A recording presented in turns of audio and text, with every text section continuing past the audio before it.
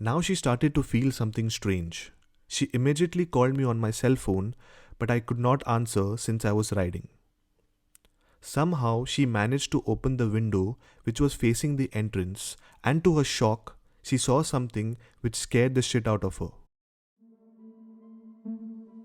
Hello, and welcome back to another episode of SYWK Podcast, where you can find everything related to the paranormal. So sit back, plug in your headphones, and enjoy the story.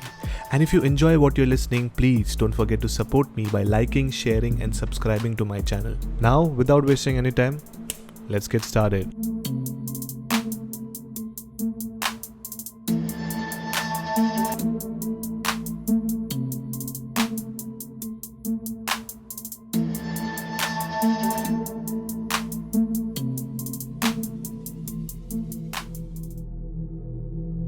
Like everyone around the world, even we visited Goa for a short summer break in 2018. It's a beautiful city with amazing people.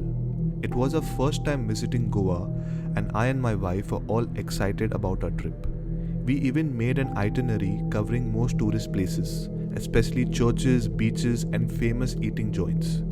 But what we expected did not happen as per our plans. We arrived on the 22nd of May and were supposed to return after a week. But we left the very next day since something strange and horrifying happened to us. So here is one of our scariest traveling experience. As budget travelers, we always prefer staying at local apartments rather than 4 or 5-star hotels. When we arrived, the first thing we did was checked with the locals where could we find a room for rent that is cost effective. After a lot of inquiry, we found a room for rent somewhere in the interiors of North Goa. So let me describe the area.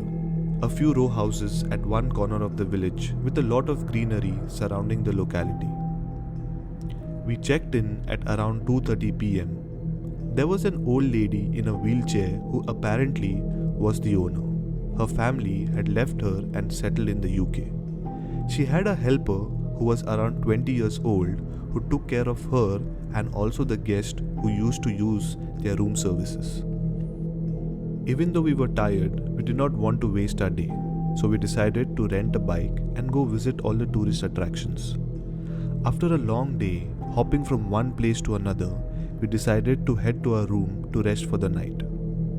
It was around 10:30 p.m. and we completely forgot to carry dinner with us when we reached our room. So I decided that I will go to a nearby shop to get all the supplies, and meanwhile my wife gets fresh.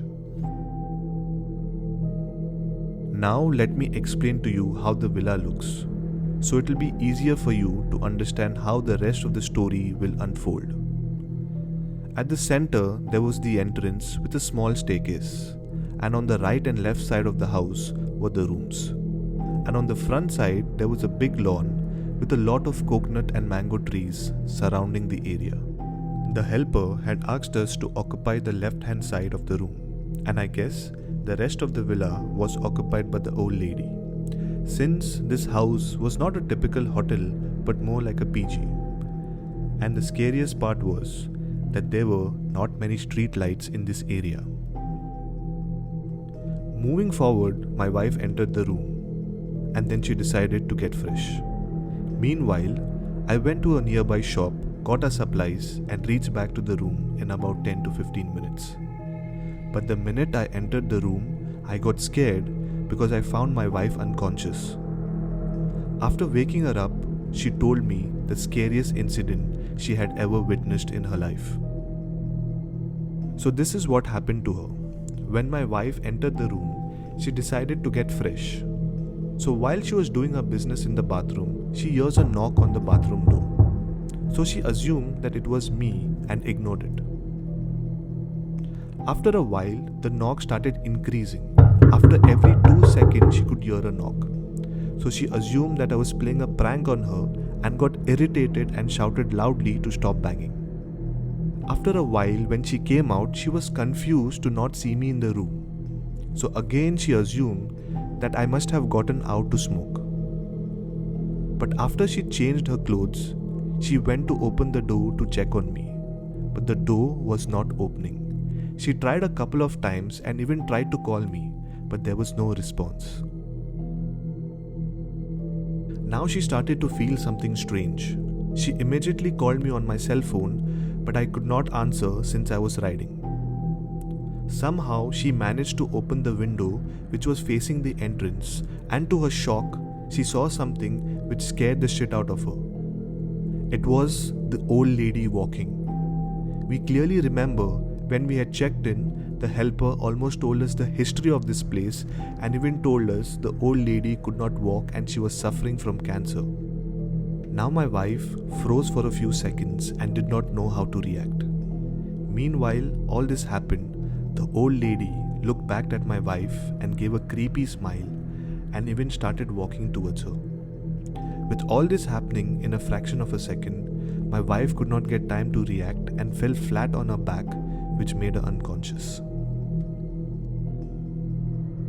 When I got to know about all this, I told my wife to be calm, and somewhere down the line, I believed her because I do believe in ghosts and spirits.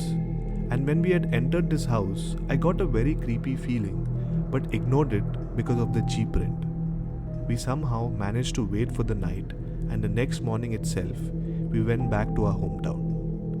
I don't know if my wife witnessed something supernatural, but my wife did see the old lady walking towards her with a creepy smile.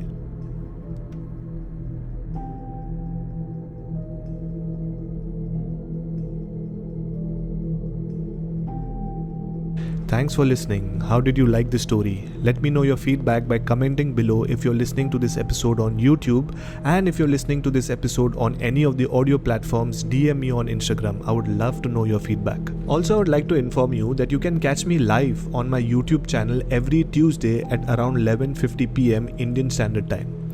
It's a horror live where I share such scary stories, or even you can share your experience. Do join me, because remember, you are not alone. Someone is watching you right now.